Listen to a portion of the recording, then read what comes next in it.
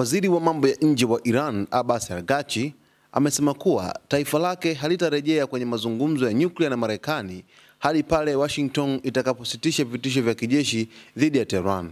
Akizungumza katika mahojiano na kituo cha televisheni cha CBS, Araghchi alieleza kuwa mazungumzo hayawezi kuendelea kama Marekani itaendelea kutumia diplomasia kama kichaka cha mashambulizi. Alisema, ili kuamua kama tuanze tena mazungumzo, lazima tuhakikishe kwanza kuwa Washington haitatumia tena mazungumzo hayo kama njia ya kuishambulia kijeshi.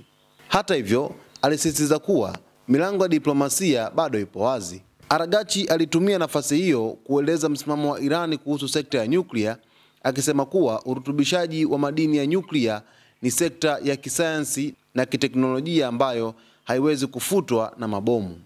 Alibainisha kuwa Irani ina uwezo mkubwa wa kurekebisha haraka miundombinu yake iwapo itaharibiwa na kuendelea na maendeleo ya sekta hiyo.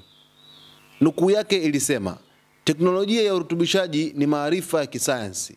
Hata kama miundombinu itaharibiwa, tuna uwezo wa kurekebisha na kuendelea. Hii ni sekta ya fahari na heshima kwa taifa letu, aliongeza waziri wa mambo ya nje wa Iran, Abbas Araghchi.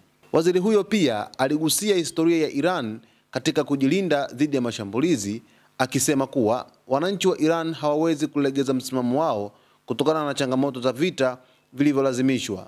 Tumeonyesha uwezo wetu wa kujilinda na tutaendelea kufanya hivyo kama tutaendelea kushambuliwa, alisema waziri Araghchi. Kauli hizo zimekuja siku chache baada ya Israel kuishambulia Irani tarehe 13 Juni, ambapo viongozi waandamizi wa kijeshi, wanasayansi wa nyuklia na raia wa kawaida waliuawa katika mashambulizi yaliyoelezwa kuwa ya kichokozi na yasiyo na sababu.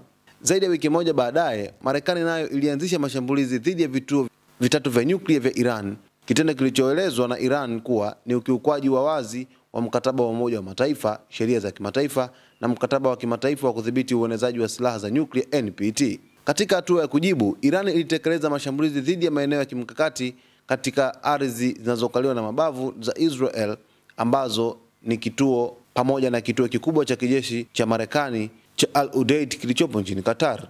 Iran ilisema mashambulizi hayo ya kujibu yaliyofanyika Juni 24 yamefanikiwa kusitisha uvamizi huo na kuyapa mataifa yanayohusika ujumbe mzito kuhusu uwezo wake wa kujilinda. Mtazamaji, hii ni kauli ya waziri wa mambo ya nje Abbas Araghchi akisema kwamba Iran itakubali kukaa mazungumzo na Marekani endapo tu wataacha vitisho vyao ambavyo wamekuwa wakivitoa, kama vile Rais Donald Trump alivyokuwa akizungumza na Waziri Mkuu wa Israel Benjamin Netanyahu. Hii ni Zone Media, asante kwa kutuchagua.